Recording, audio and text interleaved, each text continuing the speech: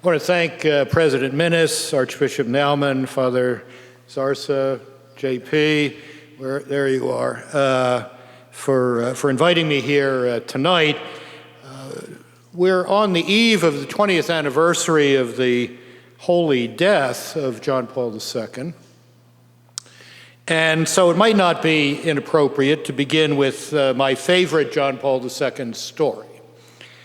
It's September 1997. I'm in Rome to work on what became Witness to Hope, and I see in the newspaper that the Pope is going to be helicoptered from Rome to Bologna on Sunday night to close an Italian National Eucharistic Congress, and they're expecting 500,000 people there, etc.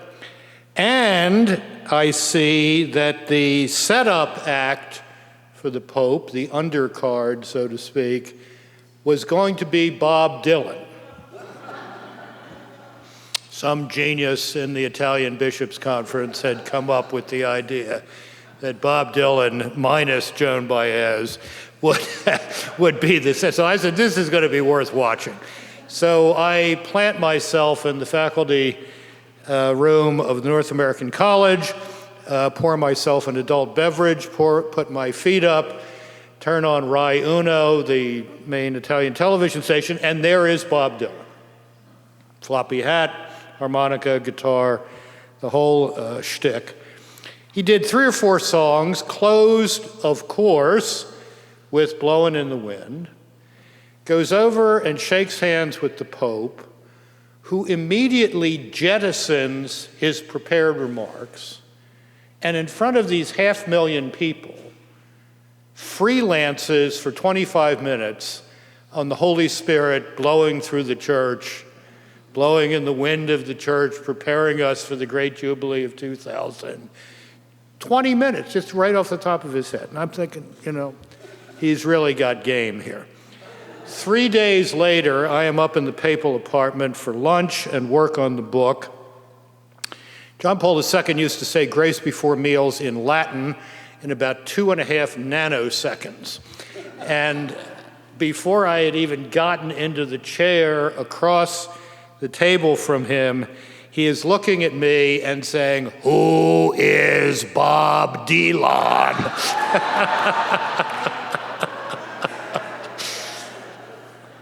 And I said, to the intense aggravation of my younger daughter, Monica, who's a big Bob Dylan fan, I said, "Holy Father, think of him as someone whose songs always sound better when someone else sings them." Anyway, about a year ago, I read an article by a history professor at Cambridge University in England named Richard Rex. And he said that he was making the argument that we're living in the third great crisis of 2,000 years of Christian history. The first great crisis, which roiled the church in the 3rd and 4th centuries, was over the question, who or what is God? This was the crisis caused by the Arian controversy, which denied the divinity of Christ, which of course makes a nonsense out of the Trinity. And this year, during this Jubilee year, we're celebrating the 1700th anniversary of the resolution of that crisis at the Council of Nicaea, with that creed that we recite every Sunday, which is an affirmation of the Trinity. And that crisis was further resolved 100 years or so later at the Council of Chalcedon, which defines the 2 natures in the one person of Christ. The second great crisis, Professor Rex argued, was built around the question, what is the church?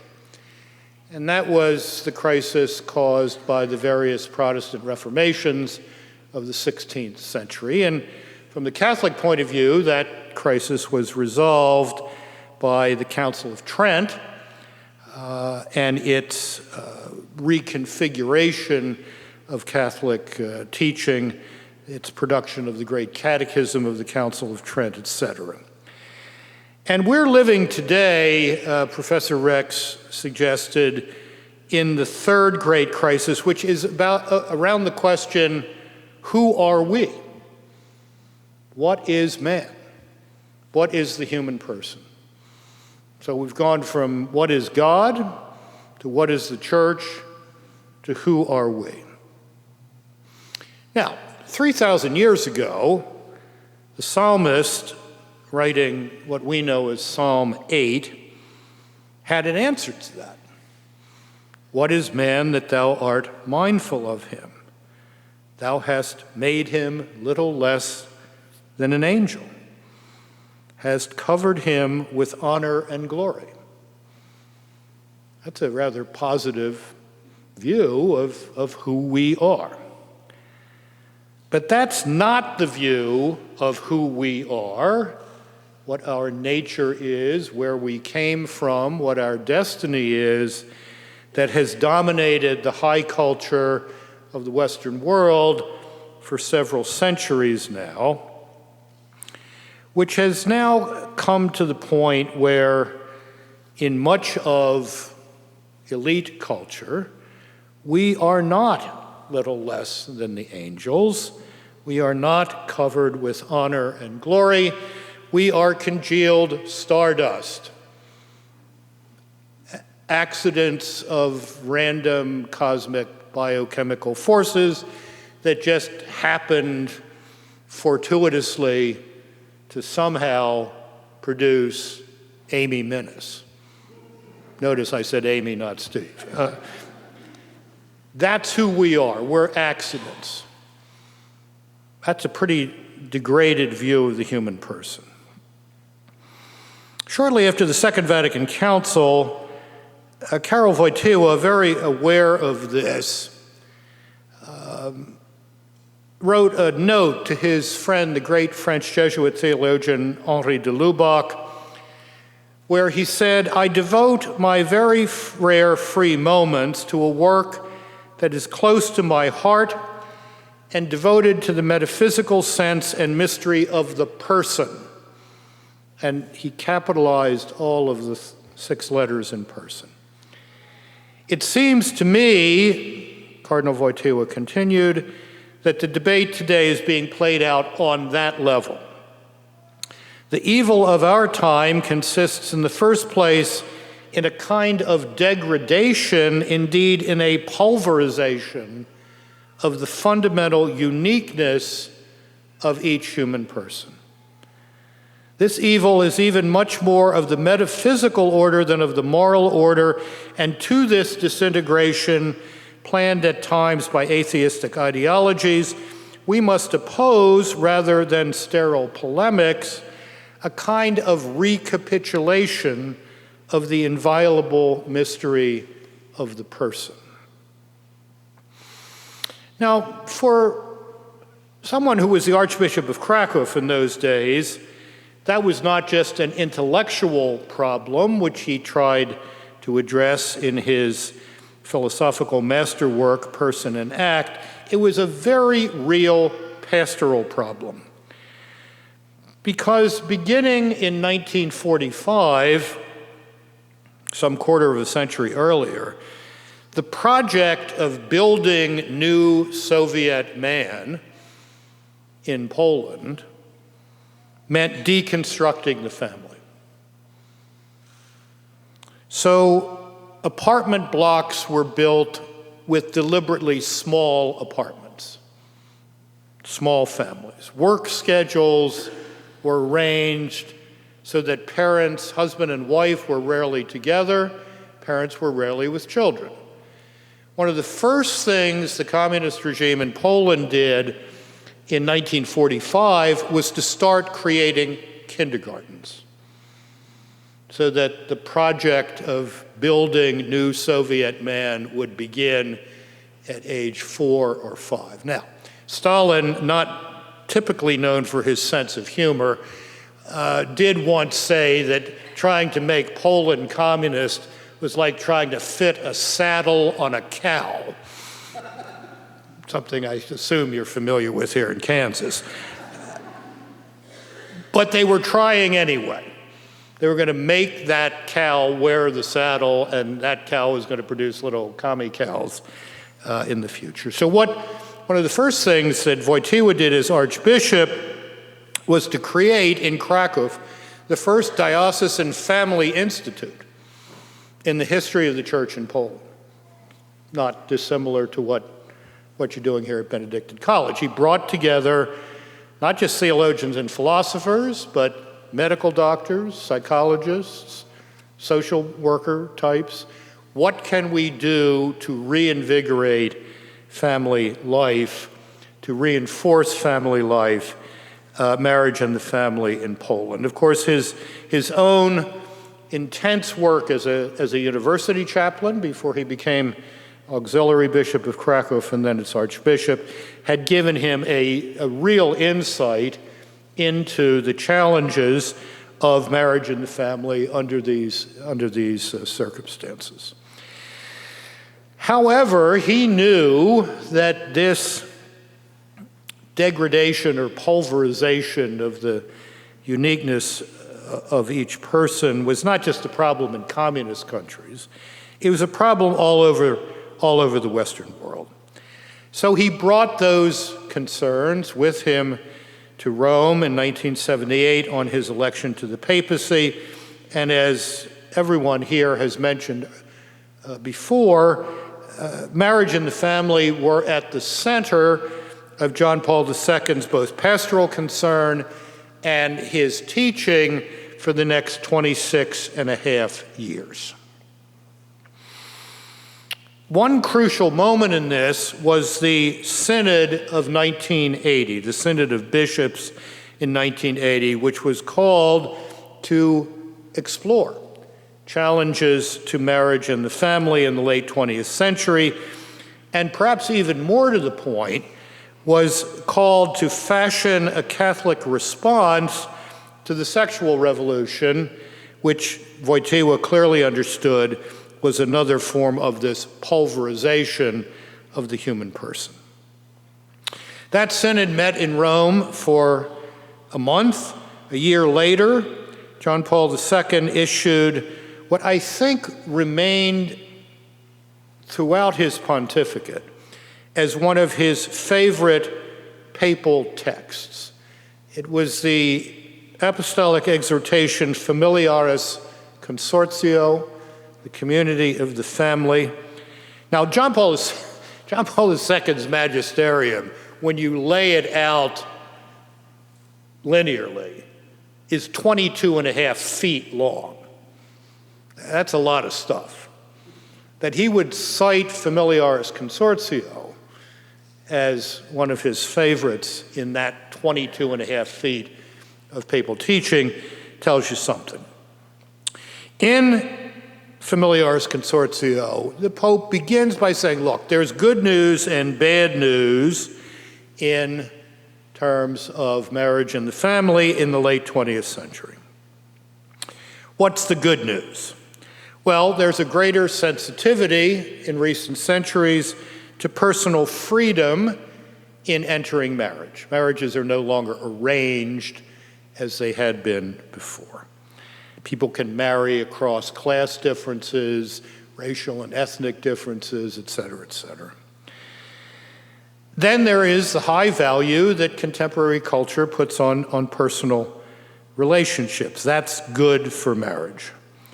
There are the many efforts to promote the dignity of women. A worldwide stress on the importance of education was good for marriage and the family. And all of those bright signs, he thought, were expressions of the modern quest for a freedom worthy of human beings. But there was a shadow side, and he was quite clear about the shadows. Challenges, for example, to the natural authority of parents, not least by governments. governmental, social, and cultural interference in parents' rights as educators, something with which we had an unpleasant experience in this country just a couple of years ago. The denial or rejection of the blessing of fertility. Children considered a problem or a burden. As my friend Mike Novak used to say, you get a baby cow, you think of that as an asset. You get a baby human being, people think of it as a problem. Something's wrong here. Something's wrong here. And then the Pope called out the exploitation of women because of the machismo attitudes still prevalent in some cultures throughout the world on the part of men. All of these, he said, reflected distorted ideas of freedom, and those shadow realities had created a distorted idea of the family as an accidental gathering of individuals who live together because it serves their self-interest to do so, like tax breaks. But accidental gatherings, he pointed out, have little binding force and can be broken up at will, as the entire industry that JP is trying to deconstruct here, the divorce industry, makes clear. So John Paul II wanted to propose a vision of marriage and the family life as one part of this greater project, this larger project of fashioning a truer humanism. We are more than congealed stardust. And the great project of fashioning a nobler idea of freedom. Freedom is not sheer willfulness. Freedom is not sheer willfulness.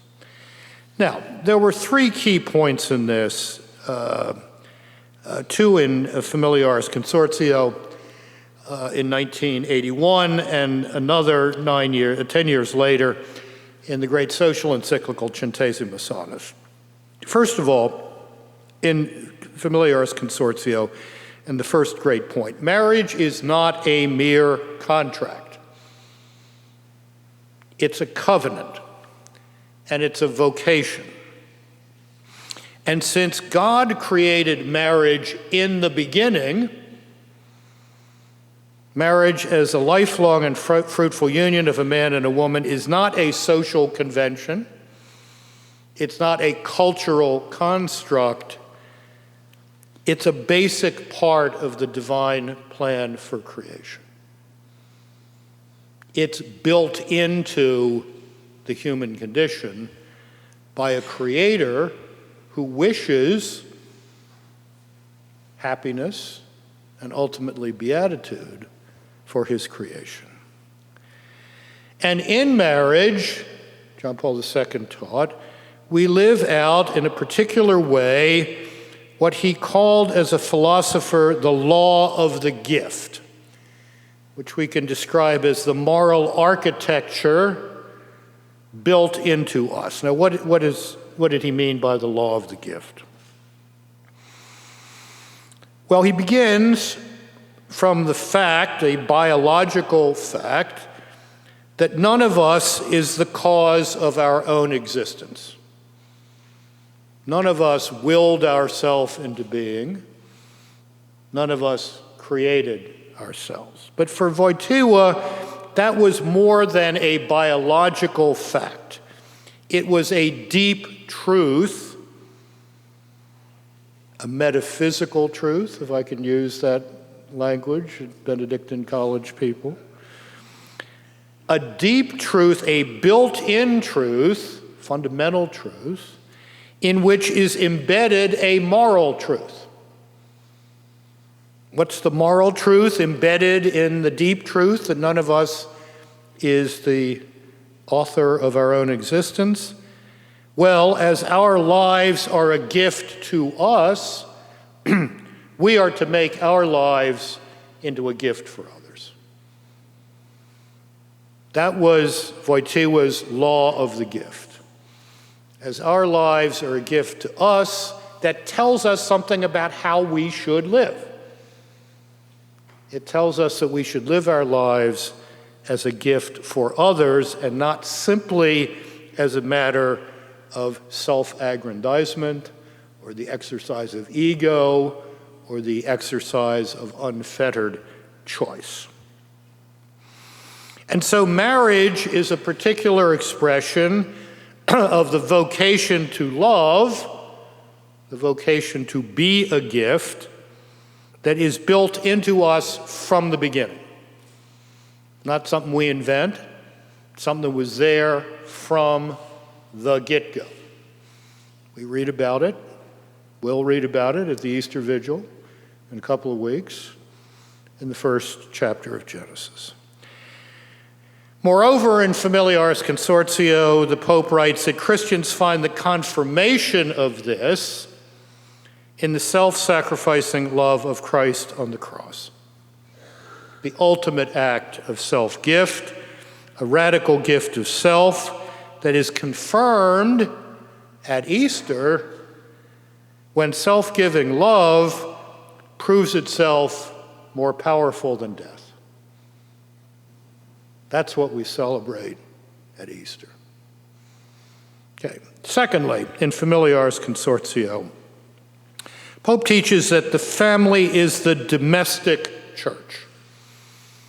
This is not a new idea, but it's one that I think he enriched.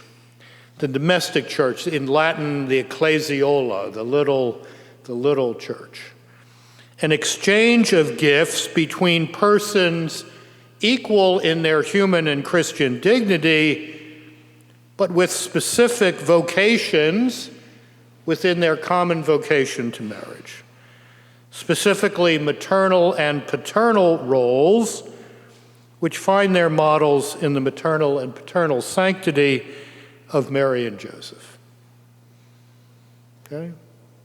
When the Son of God, the second person of the Trinity, becomes incarnate, he doesn't just pop into history like Superman.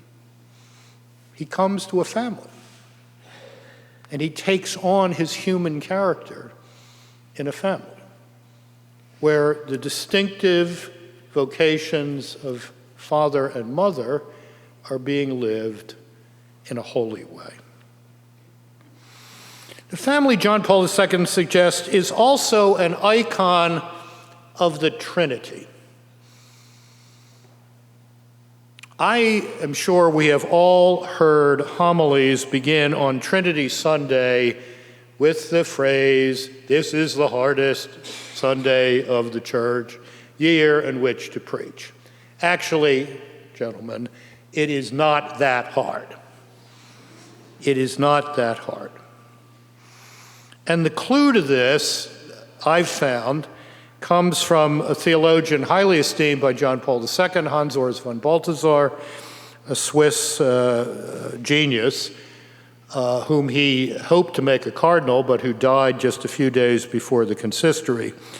And Balthasar, in a homily on Trinity Sunday, a radio homily in Germany, preached that God could not be Emmanuel, God with us, unless being with were part of the very reality of God. God could not be God with us unless being with were part of what it means to be God. The thrice holy God is a communion of self-giving and receptivity. Father, Son, and Spirit. And the family images this. As family is composed of self-giving and receptivity, husband, wife, parents, children, so is God the Holy Trinity. And the superabundant, dynamic love that is the Trinity burst out into creation in the beginning, and imprinted that pattern of self-giving and receptivity on humanity in the beginning. And that's why we have marriage in the family. Marriage in the family images the Trinity, but it's the Trinity that ultimately makes marriage in the family possible. And John Paul II described this in these terms in Familiaris Consortio. With the creation of man and woman in his own image and likeness, God crowns and brings to perfection the work of his hands. He calls them to a special sharing in his love and in his power as creator and father through their free and responsible cooperation in transmitting the gift of human life. Then, quoting Genesis, God blessed them, and God said to them, "Be fruitful and multiply, fill the earth and subdue it." Thus, the fundamental task of the family is to serve life, to actualize in history the original blessing of the Creator, that of transmitting by procreation the divine image from person to person. That's about as far from congealed stardust and contract and, nice arrangement for a tax break as you can get.